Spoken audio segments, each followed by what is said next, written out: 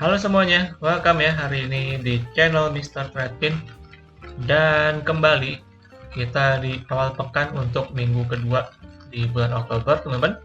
Kali ini kita masuk lagi dalam YC Daily untuk hari Selasa tanggal 10 Oktober 2023, teman-teman. Nah, kita akan langsung lihat aja ya untuk market hari ini.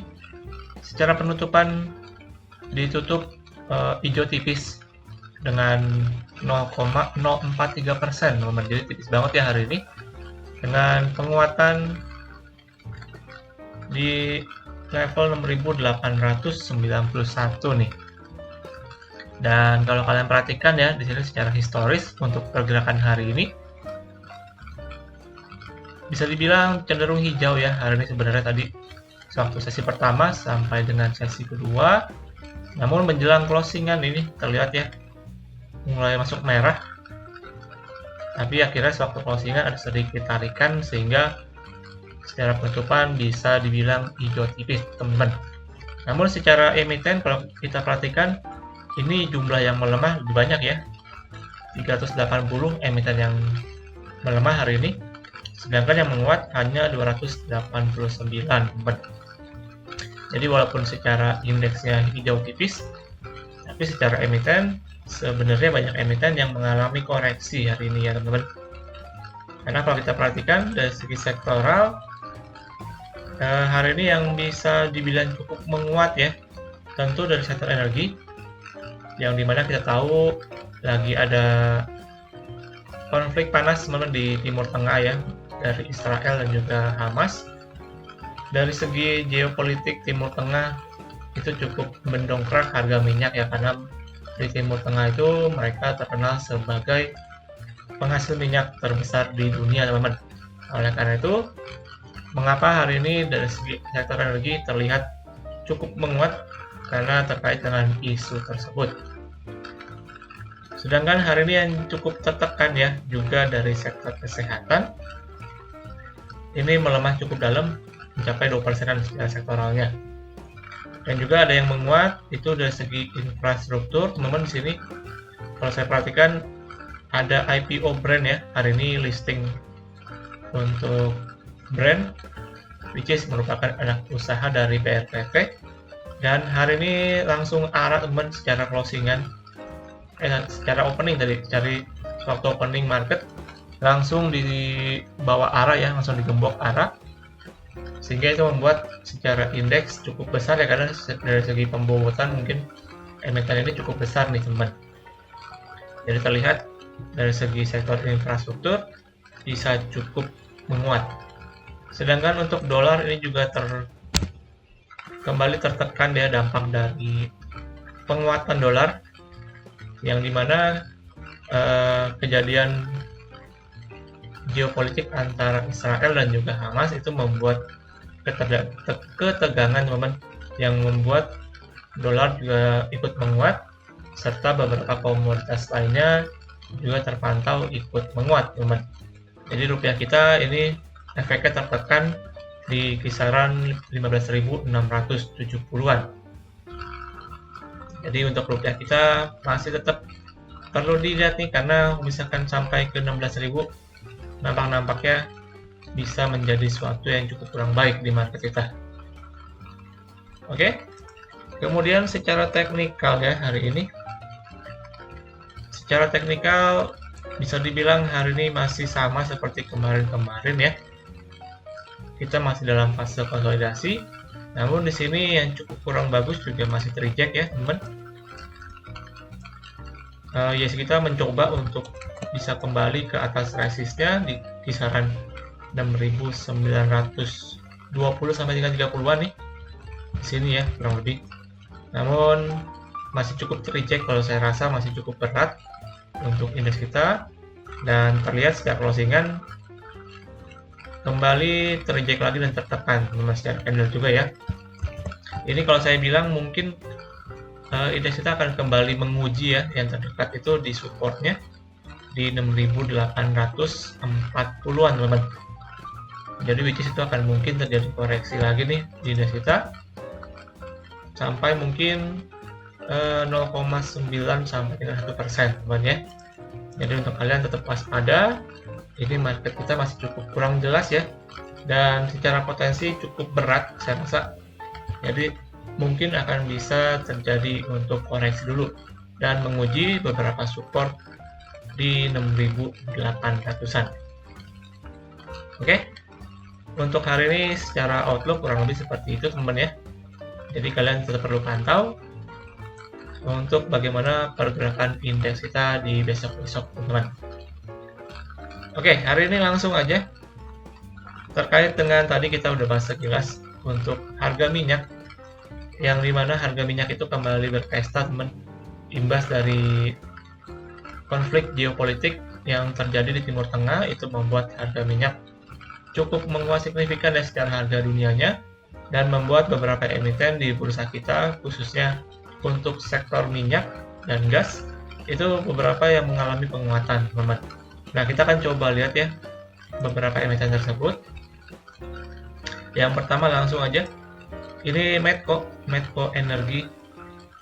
Nah, ini terlihat hari ini menguat sampai 9%-an, dan secara candle dia membentuk gap up ya tadi sewaktu opening. Tadi langsung membuat gap up teman-teman yang cukup tinggi nih.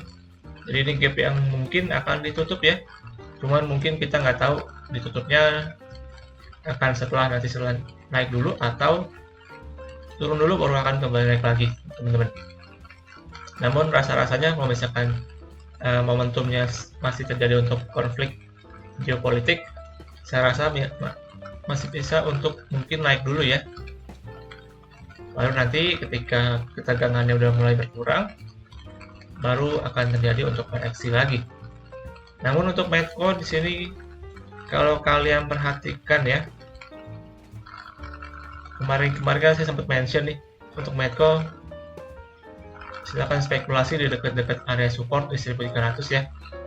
Ini terlihat ada pantulan yang terjadi di supportnya untuk Medco. Jadi mungkin kalau kalian pantau bisa posisi profit nih untuk saat ini, karena meningkat udah hampir 10% lebih ya, mungkin udah 1300-an. Dan sementara untuk Medco resistnya itu di 1500-an, ini sebagai resist pendek untuk Medco. So far saya rasa mungkin akan bermain konsolidasi dulu ya sementara waktu untuk Medco teman-teman. Dan mungkin kalau kalian perhatikan di sini juga ada gap nih yang terbentuk di 1600. Ini merupakan gap yang cukup jauh sebenarnya, cuman saya rasa mungkin yang akan ditutup dalam waktu dekat ini untuk momentum dari penguatan di sektor minyak teman-teman. Jadi untuk kalian saya rasa yang pegang Medco masih bisa di follow up nih untuk momentum dari penguatan harga minyak dunia juga. Saya rasa masih cukup bisa dipantau ya, karena isu konflik ini saya rasa bisa cukup melebar nih kemana-mana. Jadi tentu akan meningkatkan ketegangan, dan dari segi harga komoditas bisa kembali untuk menguat lagi teman. Jadi silakan dipantau untuk Medco. Ada gap di 1600 yang mungkin akan ditutup segera. Namun ada juga gap bawahnya ya di 1390 nih.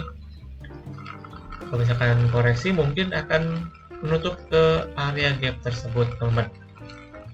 Oke, next yang kedua dengan Elsa.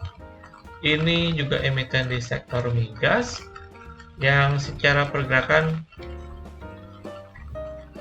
saya rasa masih dalam fase konsolidasi nih. Ini sementara dalam proses rebound saya rasa nih untuk Elsa juga. Setelah kemarin mengalami koreksi teman-teman di sini nih, kurang lebih 2-3 minggu ya mengalami koreksi. Dan ini sebagai bentuk untuk technical rebound ataupun penguatan sementara. Karena di sini untuk Elsa ada support penting ya, saya rasa di area sini nih 380-an.